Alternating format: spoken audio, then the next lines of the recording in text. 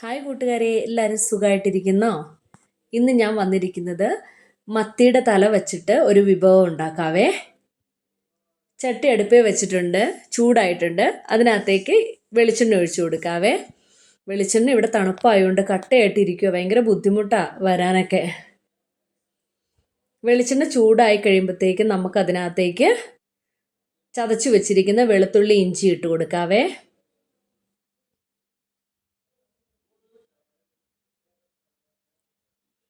അതൊന്ന് ചൂടായി മൂക്കണ്ട, ഒത്തിരി മൂക്കണ്ട, അന്നേരത്തേക്ക് ചൂടായാൽ മതി. അന്നേരത്തേക്ക് നമുക്ക് കുഞ്ഞുള്ളി ഇട്ട് കൊടുക്കാവേ. ചെറിയുള്ളി അരിഞ്ഞ് വെച്ചിട്ടുണ്ടായിരുന്നു, അതിട്ട് കൊടുക്കാം നമുക്ക്.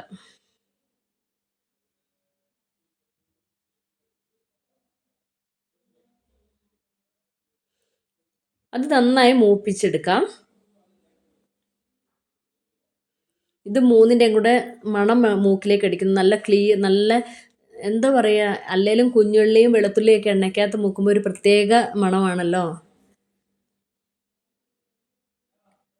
കറിവേപ്പില ഇട്ട് കൊടുക്കാം, നല്ല ഫ്രഷ് കറിവേപ്പില ഇട്ട് കൊടുക്കാം കേട്ടോ. ഇതെല്ലാം കൂടെ വഴറ്റിയിട്ട് എണ്ണ അതിനകത്തേക്ക് ഇട്ട് കൊടുക്കണ്ടേ. ഞാനെല്ലാം മറന്നുപോയി. പൊടികൾ ഇട്ട് കൊടുക്കാം.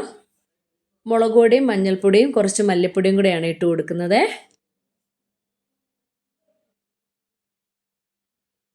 അത് നന്നായിട്ട് മൂത്ത് അതിൻ്റെ പച്ചമണമൊക്കെ പോകുമ്പോഴത്തേക്കും നമുക്ക് പുളിവെള്ളം ഒഴിച്ചു കൊടുക്കാം. ആവശ്യത്തിന് പുളി ഞാൻ ആദ്യം തന്നെ വെള്ളത്തിലിട്ട് വെച്ചിട്ടുണ്ടായിരുന്നു, അപ്പോൾ ആ പുളിവെള്ളം ഇട്ട് കൊടുക്കാം.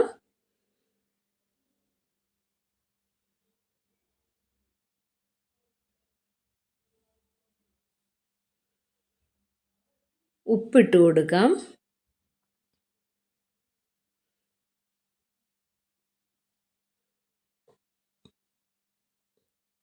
കഴുകി വെച്ചിരിക്കുന്ന മത്തിയുടെ തല ഈ സമയത്ത് ഇട്ട് കൊടുക്കാം ചട്ടിയിലേക്ക്.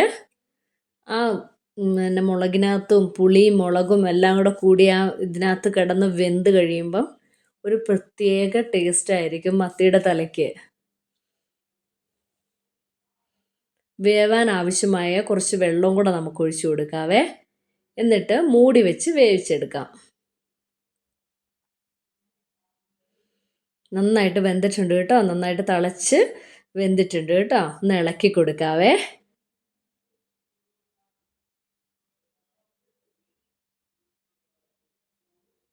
കുറച്ചും കൂടെ പറ്റണം. അത് കഴിഞ്ഞിട്ട് നമുക്ക് വേവിച്ച് വെച്ച കപ്പ ഇട്ട് കൊടുക്കാം.